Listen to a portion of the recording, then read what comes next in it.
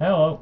So I wanted to try a project of making a game like from scratch, trying to do a lot of the different elements. Gonna keep it as simple as I could and as short as I could, but wanted to go through a few of the steps. Recently I was thinking about a 2D platformer type, so I was stuck between do I want to do 2D or do I want to do 3D, and short answer is a lot of things in 2D are easier, like tile mapping, creating a world, but a lot of things like animations are kind of easier in 3D. But when it comes down to it, it's like art is art, so you can always be better or more refined at your art. But what I decided to do is like a single, solo person working on this project. I thought try to combine some of the elements of 2D, like tile mapping, but with 3D approach. So first I made a tile like so, where I just added a cube and then I subdivided it a few times, and then I just sort of, just a little bit of work on it like that, just to crumble it up, because my thought is if I just apply a simple text, like a simple color to it, then that's nice, it will color it, but it won't give it any real texture unless I add like a textured type of material to it. And I thought if I just made it slightly bumpy, that'll reflect the light a little differently, and that can give it like a slight texture while also being kind of low poly. So I did that, and I did it to all 6 sides. And the nice thing about that is you could start rotating it, and no 6 sides are the same, or no 2 sides are the same. And so that was the start. After that, I ended up just unwrapping it in the UV image editor. So what I actually did is I went and I made this color palette, which is just really simple squares. There's nothing to it, there's no texture involved, just flat colors, and I tried to do just a little bit of a spectrum from each color. Some of them are kind of overlapping, like really similar, like these reds are really similar and these blues are kind of similar, but this is what I was working with for now. And so what I was doing here is I would reference this image in my color palette thing, and then I would unwrap this in Blender here, like so. You just do, the full unwrap, and then as long as you I highlight this, so this is what it's selecting here. All I have to do now is shrink it and put it right there, and then grab this, highlight all that, shrink it, and then put that there. And then if you highlight the whole thing, you can see that an amount of it is referencing this brown tile, and then an amount of it is referencing this green tile. So by doing that, this now has like some data, so then you go and you save it, you name it grass tile or whatever, and then you export it. Now the interesting thing that is kind of cool here is you can then grab like this and just move it over there, and then save it as like gray tile, and it will just be gray when it references. So this would give it like a blue bottom and a gray top. So then you can start exporting it. So now you can make like multiple color tiles off of one thing really quickly. So then one other thing that is kind of neat is you could start like slicing these kind of in a way to where now you start making slopes and you just start deleting it. But again, the same UV unwrap and whatnot. So that was how I made some tiles, and I have multiple tiles that I've made in this assets folder that I've been kind of working on, and that's like a basic one that you just saw, and here's like one that has more of a slope to it that I thought could be useful. So I just started thinking about like what kind of tiles do you need when doing like 2D tile work. And then, yeah, just decided to start trying to build those in 3D. And so here's, you know, another type of slope. And it made it really easy to just keep going. I made some gray ones as well, just for some other like really quick models. Let me see here. I made like a mountain. It's not too fancy. I made it like really quickly. I made it asymmetrical. It just took me a couple minutes. It only has like 92 faces. It doesn't even have a bottom, I don't think. Yep. So really simple. And again, I think I like face selected some of these, and in my like UV thing over here, which it's not referencing correctly in this file, but over here it's I think that's referencing like white, and a lot of this bottom stuff is actually referencing like gray. So they're just referencing like that color chart. So then I, you know, bring them over to my assets folder for my Unity project, and I started a Unity project. So now when you drag in that first tile, that square that I had, this is what it ends up looking like, because it doesn't have any kind of material applied to it. So all you have to do is like right click and create like a new material. And if you do that, and you were to, you know, drag this on here, it's not really gonna have much going on. So this is where the color palette comes in again, where this color palette image, I grab the little material and you just drag the color palette onto that right there.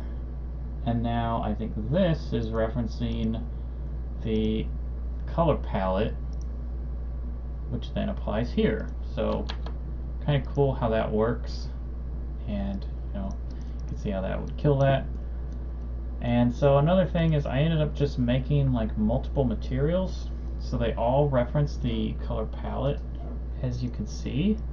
But I decided to kind of treat it like layers, to where this has like no real, you know, like color filter going over it, and then this one I just started adding a little bit more gray, and a little bit more gray, and a little bit more gray, and a little more gray, just to get this kind of effect like that, where this is color material 10, where it really has like a heavy gray, because I wanted that kind of depth where things in the background are a bit darker, things in the foreground are a bit lighter. Just bear in mind at the moment that currently it's on the like default light that Unity projects start with, so this isn't any kind of like baked in lighting or anything like that. It's nothing too nice. Haven't messed with lighting yet. This is kind of like my, you know, day 2 of doing this type of thing. Here's some of the other effects you can do. Is like if you're worried these two tiles look too similar, you can always just rotate it, and it has different geometry, which creates different, you know, lighting and sort of pseudo fake texture. And then here's some of the tiles. That was that one tile I, you know, shown earlier. And here's another thing where you can put like, this is layer 5 where there's not much of a gray filter, and then this is material 7 where it actually has a little bit, just in case you wanted to darken the back and see what that's like. So, you know, obviously mixing some of those is nice. These are all the same tile, just simply rotated so that they connect a little differently. Here's another tile. It's actually the same as this tile here, the one that you've seen the most of. I just had the UV map referencing all brown instead of some brown and some green. Here's like an example. I think each of these are at a different rotation, just so you can see like, yeah, they are the same tile, but they also look a little bit different. Not a ton different, but a little bit. And here's an example of just gray, where it has the same shaders. Like this is not shaders, but this is the material of the normal one, and then slightly more gray, slightly more gray, slightly more gray. And yeah, So this is just the exact same tile as these ones. It's just instead of referencing some brown and some green, it's actually referencing mostly just gray, I believe. And then here's like a little sample of a thing. And again, I don't have, fancy lighting set up or any baked in lighting or anything like that. It's just the basic lighting for now. But here's a way that you can just sort of texture this out, or tile it out, sorry. Throw a couple of tiles on there. Again, it's like a 2D, 2.5D platformer. So it would be like purely side-scrolling kind of effect. I tried to show like a little bit of depth by having darker material for the farthest back, and then a little bit lighter, and then the brightest for the foreground ones. And this is, again, pretty easy to just sort of pull these to the side and then rotate them to make them look a little bit different. So it is the same object, but just by kind of rotating things, or even just resizing things, can also make things just a little bit more unique. Like, hey, maybe that's a different object. No, it's the same object if you really stop and look at it. But I think if you're just running by, it might not be as obvious to the players. And yeah, so that's just a little bit of what I've worked on. This, I think, goes down like into this little dungeony thing. Again, with some better lighting, this would work a lot better. But as it is, this lighting is not good right now. But yeah, so lighting's something to come soon. It's obviously, that's a big part of how a scene is gonna look. Another nice thing is this guy is also, he's a character, he's also referencing a material. I think each thing is just referencing a shader that I called player. And again, you can actually just mess with things like how metallic or how smooth. Like, do you want it really matte in color, or do you want it smoother and shinier? And again, it just references the color palette. So everything off of just the one material. Wanted to keep it really simple. I know it's better to actually sit there and like texture paint and hand paint each thing, but just wanted to keep it simple for now, something that's a little more doable as a solo person who has to learn how to do all of this stuff. And actually, all of these trees are also the same,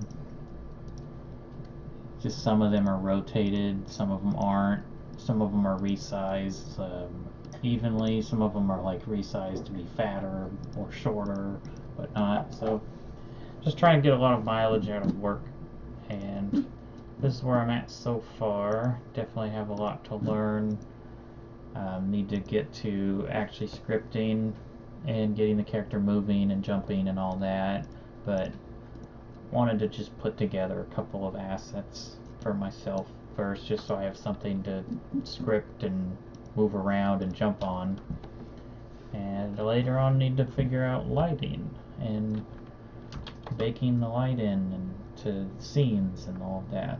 But this is where I'm at for now, so see you later on the next time.